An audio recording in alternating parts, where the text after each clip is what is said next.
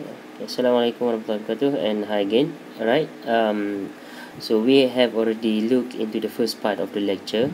Now we're going to move into the second part.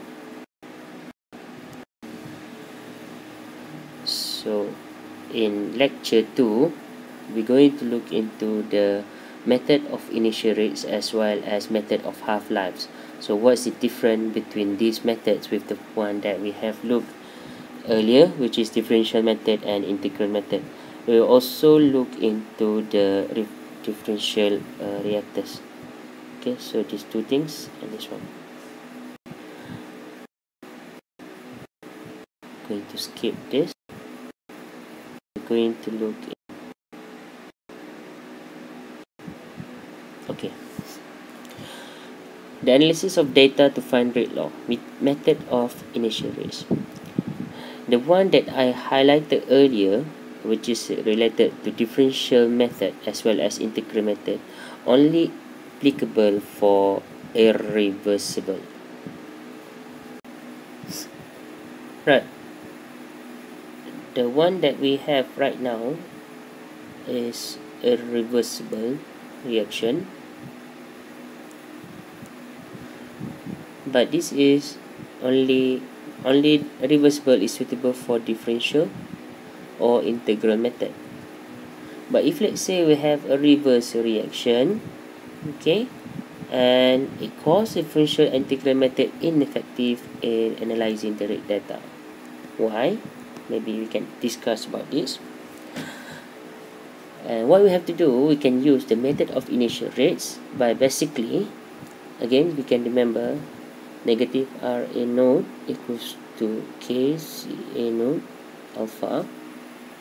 So what we can do is we can plot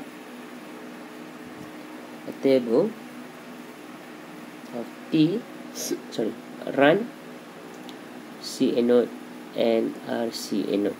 We can collect this data. So we can have a batch reactor, and we put, let's say we fix the time at T equals to T, right? And then what we have to do is we put different kind of concentration here. Okay, CA node. Maybe after that the first run is CA node. Okay, equals to 1. We record what is the rate of CA node, and then we may want to run number 2. Maybe it's just half of it, and then we record again what is the rate of reaction. Run number 3, maybe double of it, then we record the rate of reaction inside there. So for this, later you can convert this into the long term, okay, and then you can plot a graph, right, which that particular graph is, for example, on the log paper. Okay, log paper. So this is the rate of RA node, and then this is a CA node, and then you can get a straight line. So the slope here will give you the alpha value. Okay, and then you can also get the intercept, which will give equivalent to the ln k. Right. Now we are looking into the method of half-lives, where basically we have instead, just now in the method of initial rate we change the CA node, but for this, okay, we are measuring the half-life. Okay, half-life is T half is time taken for concentration of reactant to fall to half its initial value. So again, right, so we have different number of run, okay, alright, and then we have a different number of CA node. Okay, we start with different CA node, and then we like to record in terms of the half-life. Okay, so if let's say run 1, you have a CA node is 4, you record the time of half-life when the CA0 become 2 only. So that is the record of your T half-life. Run 2, maybe you now see CA0 at 8, so you record the time when your half-life become 4, and so on. Okay, for example, CA0 equals to 1, the half-life become of half CA0, then you record what is the time. After that, you can plot a curve of ln T half versus ln CA0. Okay, and then you can get the slope. The slope is equivalent to 1 minus alpha, right? So whenever you measure the slope, then basically you can get the value of 1 minus alpha, and then you can get the value of K. So this is the method of half-life, which is further highlighted here. Okay, so you have your slope 1 minus alpha. This is your ln CA0 ln T half, right? And then the intersection here, when you got your alpha value, then you can basically calculate your K value. Differential reactor. So what is differential reactor? Differential reactor is normally used to determine a rate of reaction as a function of either concentration or pressure. Okay, because you have always to remember that pressure and concentration is always associated with this ideal gas law term, right? Because PV equals to nRT, P equals to CRT, which is P is directly proportional to concentration.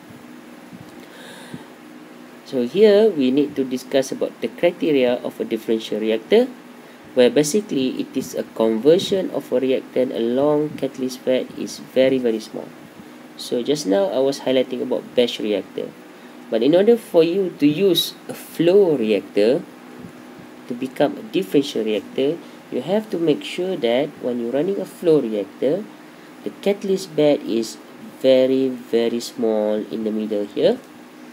Okay, so that the concentration that change of reactant along the catalyst is very small.